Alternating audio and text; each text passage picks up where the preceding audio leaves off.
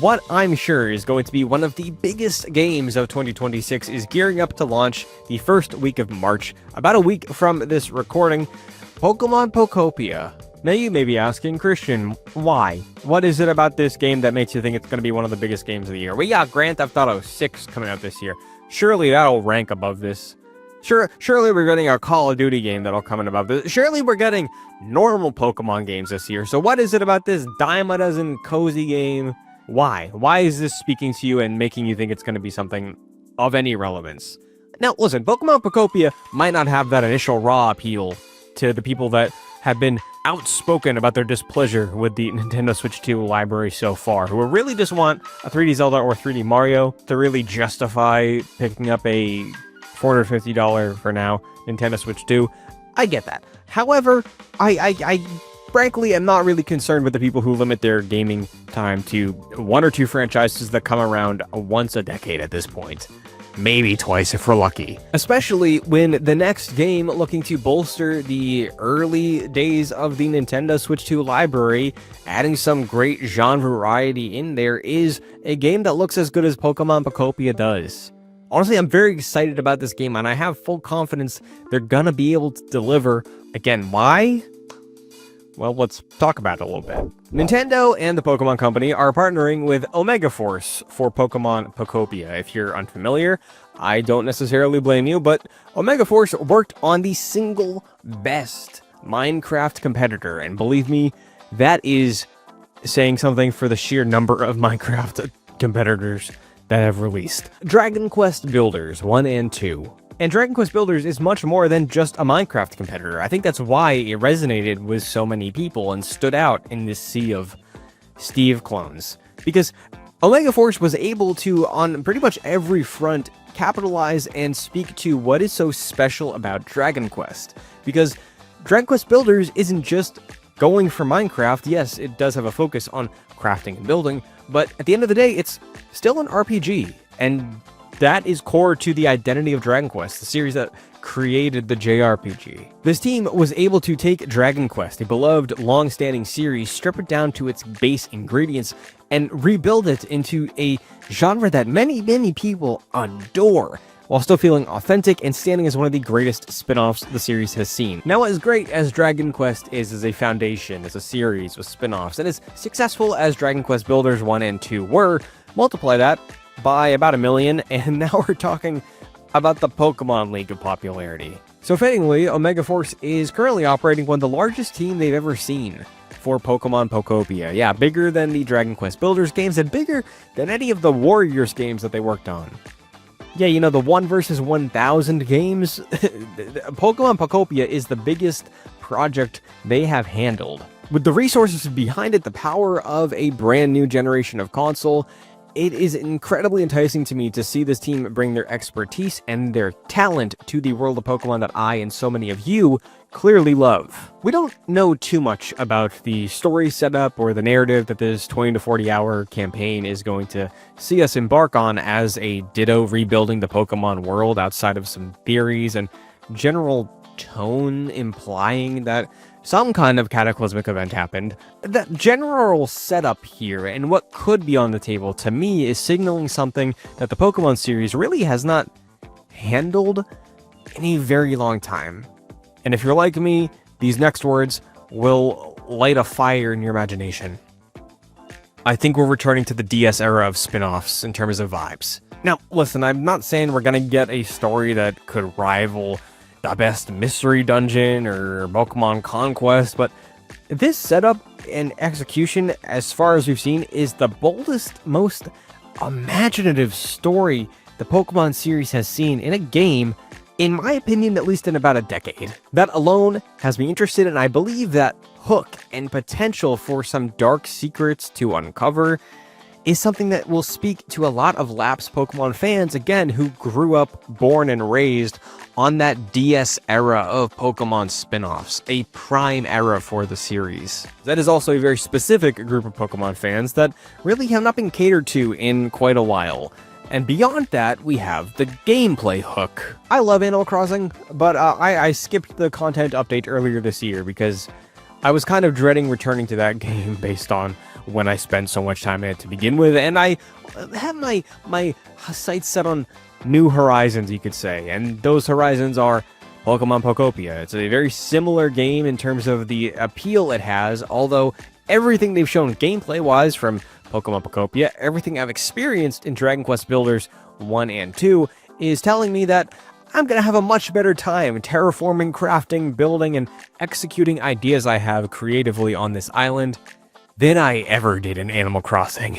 And the malleable nature of what I'm able to execute in this Pokemon world that we are going to be building in a matter of days comes down to, again, how brilliant this premise is, and having Ditto be the protagonist, because being able to copy the abilities of the Pokemon you recruit starts like a feedback loop of like, okay, well, now we can handle water differently. Now we can maybe take care of the trees in a faster way than we were when we just unlocked Cut. It's something that I cannot wait to actually see progress in terms of level scaling and learning more abilities. But again, there is so much possibility behind what is there on that initial pitch of what this game is. Now, the potential is all well and good. Obviously, anything could go wrong, but my experience with this team's previous work, the Dragon Quest Builders games, and recent press previews have me so incredibly confident that this genuinely may end up being one of the best games you can pick up on Nintendo Switch. A lot of the hands-on previews that dropped recently are incredibly positive about the game, with some even falling in love with it despite not really caring for Animal Crossing or the cozy crafting genre at all. So a proven track record, a great concept, a potential to deliver on a weirder, darker, quirky tone that Pokemon has not really explored since the days of the Nintendo DS. Where is the downside? Where is the unexpected reason why people are overlooking this game? Is it because it's $70? Is it because it's only on the Switch 2 and people might just be a little jealous that they can't play it? Honestly, I don't think it's pricing. $70 for a game that is seemingly going to be as content rich as this is, when you account for, again, the 20 to 40 hour campaign, the multiplayer island you'll be able to build with your friends cooperatively, and easy potential for updates down the line. It seems like it could easily justify itself. And with the advent of Animal Crossing years ago, so many non-gamers or casual gamers got very invested in this new genre, and you multiply that by the factor of Pokemon, and yeah, you have an easy slam dunk in terms of being able to sell copies, and in some cases, sell Switches, because I have heard more than a couple people say that they're looking to pick up a Switch 2 for this game specifically, because it is speaking to them in a way that a lot of the mainline Pokemon games have not for a while. And even if some people are a little wary, if best case scenario happens, the game is great. As soon as people start streaming it or posting pictures of Umbreon and Espeon and cute little pet beds in your little Ditto house you build, it's over. My take on why Pokemon Pokopia is being overlooked potentially as a major player this year for Nintendo, a major sales hit come end of 2026, and a reason to buy a Nintendo Switch 2 for many people, I think it's a generational thing. It has been widely reported that PlayStation and Xbox these past couple generations are running into an issue of plateauing, where they are kind of selling the same number of consoles to the same people like you and me. With ballooning development times, maybe one game in a series getting released per generation, fewer games from fewer studios, and a lot of those games now speaking to older audiences, PlayStation has now run into the situation where they're kind of not really making many games for younger fans that will get them to become a fan of PlayStation. Like how I fell in love with Ratchet and Clank, and because of that, I eventually found my way into Uncharted and The Last of Us, and so on and so forth. People smarter than me have explained the reasonings behind this and the ripple effects it can cause much better, but to put it simply, the kids do not care about Kratos, the kids do not care about Halo. Now, I say this because, on the other hand, Nintendo does frequently cater to that younger audience in terms of appealing to them with new ideas, new gameplay-forward games that appeal to what they are playing in any given time, any given generation. And I think, truthfully, Pokemon Pokopia is just the latest instance of this. I was somebody who was there for beta Minecraft when I was in middle school, so a long period of my life was spent playing Minecraft as my main multiplayer game instead of something like a Halo on Xbox 360 Online.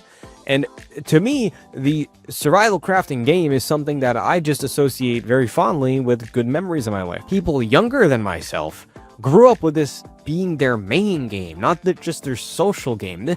This, like Minecraft, Roblox, Fortnite, and Grand Theft Auto creative maps, is really where the kids are these days, for better or worse. So, taking Pokemon, a world and aesthetic that many people across all ages usually have an attachment to or a potential to be attached to, especially when executed well in a genre that speaks to them, to the genre that roughly people my age who grew up with beta Minecraft and saw it evolve over the years have a fondness for, and a genre that many kids are maining as their main game. It is a bold swing. It's a swing that doesn't typically appeal to the older generations who don't care for survival, Minecraft, finding your own fun in games, want that more linear structure. And I think those players are usually the ones with platforms at this point, and the ones dictating what interests them, what you should be paying attention to. And Pokemon Pokopia not being a structured linear RPG or story game, it's falling flat to them. Whereas the kids that will make up this future Nintendo audience, which continues to seemingly grow, they want a cool, fun Pokemon game where they get to build stuff. I want that too. I'm sure it will be clear by the end of the year, a lot of people want that. So I really am fascinated to track just how well Pokemon Pokopia does throughout this year. Taking Pokemon, a series that when it comes to games usually sells pretty well regardless of what it is, to a genre that is so everlasting for so many players. I really am curious to see the ripple effects and what this does as they switch to exclusive to ship more of these consoles. But we will just have to wait to get some of those answers. So in the meantime, about a week removed from Pokemon Pokopia launching, are you looking forward to the game? Do you plan on picking it up? If you haven't played a crafting game before, is the Pokemon coat of paint on it enough to really get you to commit to this? And if you were disappointed with Animal Crossing earlier this year, the update that saw, is this the game for you? Let us know. I'm fascinated to hear. And for my fellow DS-era Pokemon fans, I really do feel good about this one. Just keep an eye on it, keep it on your radar, and we'll see how well it's managing to deliver those feelings of wonder and discovery that a lot of those Nintendo DS spin-offs saw. For now, thank you so much for watching. For more on Pokemon, the 30th anniversary, gaming as a whole, and Pokemon Pokopia, be sure to stay tuned here and over on GameRant.com, but I will see you next time.